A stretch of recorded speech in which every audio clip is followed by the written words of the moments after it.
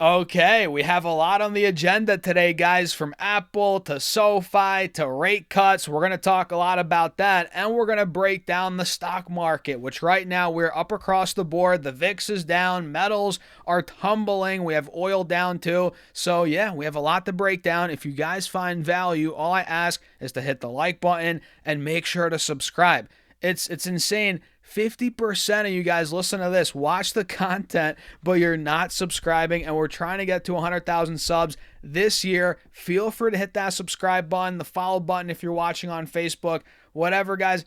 I appreciate you all for tuning in as always. And with that being said, cheers. I got my diet lemonade for this video. I don't know why I got a large. This is an unbelievable amount of lemonade, but hey, cheers. I appreciate you all for tuning in. Let's get into it. So we are moving here, guys. The stock market is up across the board. The S&P is now up almost 0.5% when earlier this morning it was down to 675. We were down a good chunk, and now we're up $10 off that low, almost 1.5% here, and SPY's now about 15, 12, $13 away from all-time highs, and it's almost safe to say that we're putting in a higher low here, and we're starting to see a recovery, right? And you're noticing the same thing on the Qs right now. The Qs are up about 0.25%.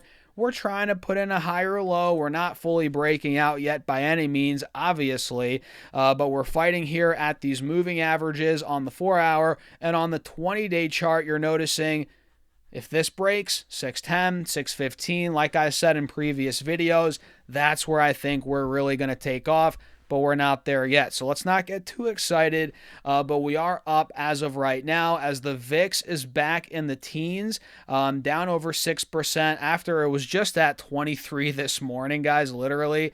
But now it's down as we're seeing a rebound in the overall stock market.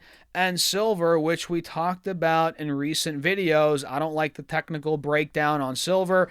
It is down another 5.5% today, and gold's down 3%. So the metals are starting to, fall, starting to cool off. They've been cooling off the last month, and that could be a sign of what's to come here, guys. Maybe we're going to see more money come into, Bitcoin, maybe some of these tech stocks, because a lot of what I'm seeing on these charts, especially on silver, it's not just a pullback. This is a huge technical breakdown. I mean, that 40% crash, it was not just a pullback, right? We got that little recovery on silver to 90.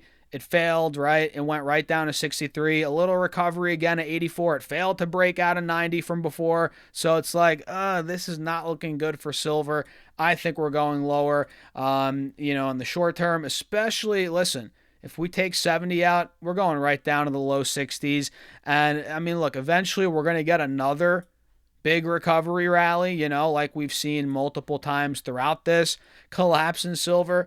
But it's, I think we're going lower before we get that recovery rally. So metals are not looking good. And looking at SoFi here, before we talk about why Apple is moving today, some news around Apple. We'll talk about interest rates as well. SoFi right now is up about 0.5%, and the bulls are putting up a fight. Yes, they're putting up a fight at about 1975, 1950.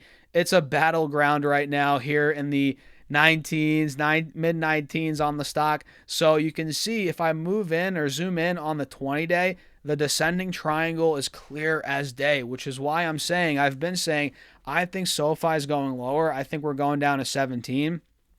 I've seen people in the comments say 15. I've seen people say 13. I think 13 is a little too nuts. Even 15. But listen, man, if we see this triangle play out, the first gap is to 17. So that is where this could go.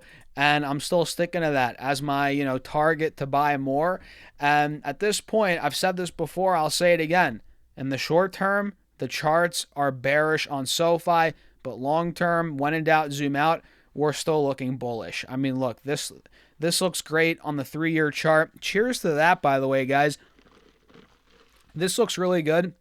We're pulling back.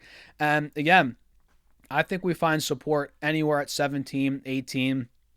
And if the market really takes a dump, okay, we might be going lower. But I think 17 is that critical support here, which was the high from about a year ago. About a year and some change. So at this point, guys, SoFi, it's up about 0.75%, 0.5%, but don't get suckered into this rally. In my eyes, I think we're going lower still. And how much lower? I mean, just a little bit. Again, down to 17. I'm not calling this thing to go down to 13 or 15. And I think that is when buyers are really going to come in. Even here, you can argue. Again, it's a battleground price level for the stock, but I'm just not necessarily too convinced the overall market gains are going to hold, which is why I'm saying SoFi could go lower because, look, the way this market's been, it's up one day, down the next. So for all we know, this is a bull trap in the stock market on the Qs, on SPY, and then tomorrow we're down again. That's the kind of market we're in. So in that scenario, SoFi could whipsaw right back down tomorrow, which could cause it to trigger that break through that support. It's sticky. It's sticky right now, guys. So let's talk about Apple, which at this point is ripping. We're up 4%. Apple's pushing over $260 a share. Let's break down a little bit here what's going on with Apple. And actually, first, let me share quickly what this guy said. We can see Fed's Goolsbee sees potential for several rate cuts in 2026. Yes, let me zoom down here or scroll down here. I don't know why I say zoom.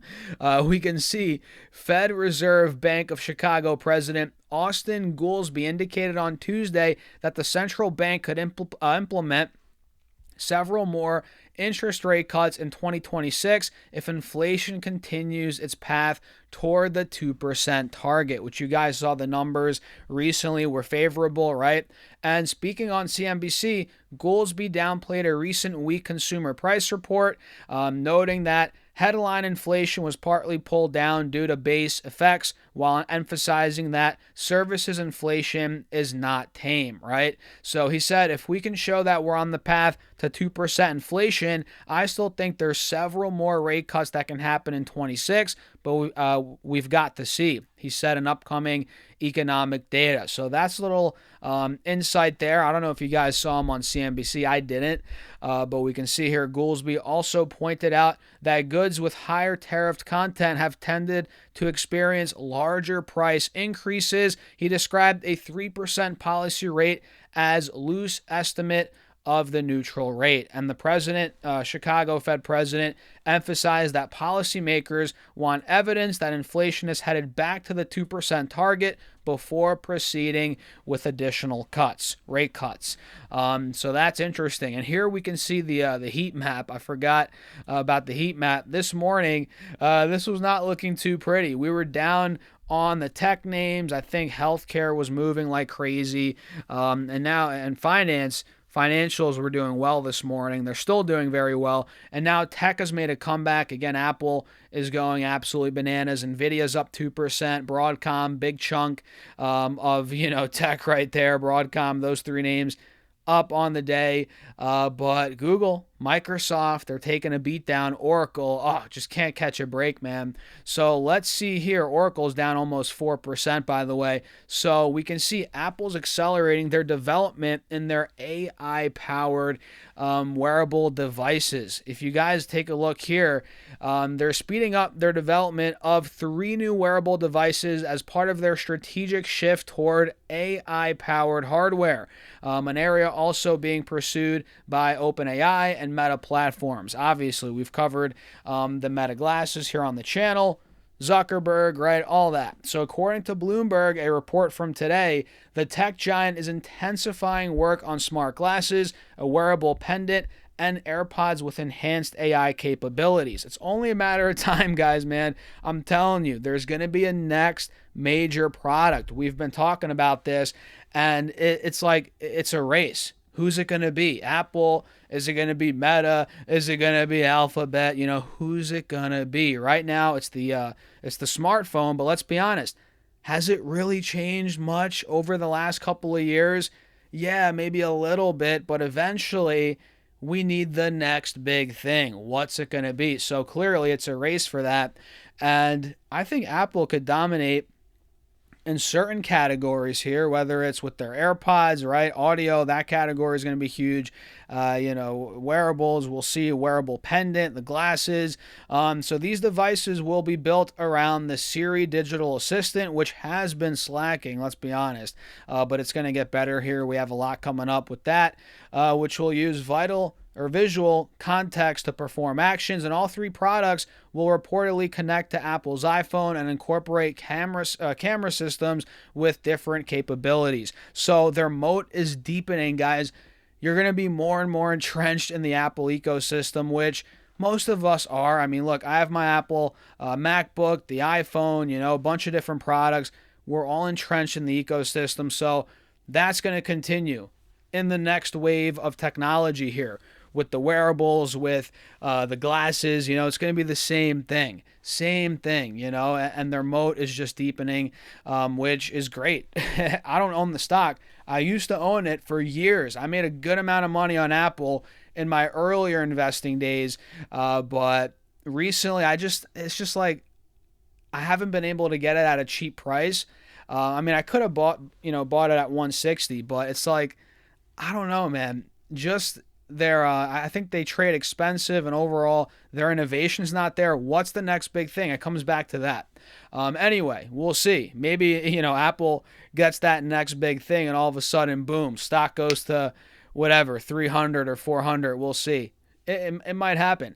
The AirPods and pendant are designed as more basic offerings, featuring lower resolution cameras that will support AI functionality rather than capture photos or videos, and the smart glasses are positioned obviously as a more premium product with more extensive features.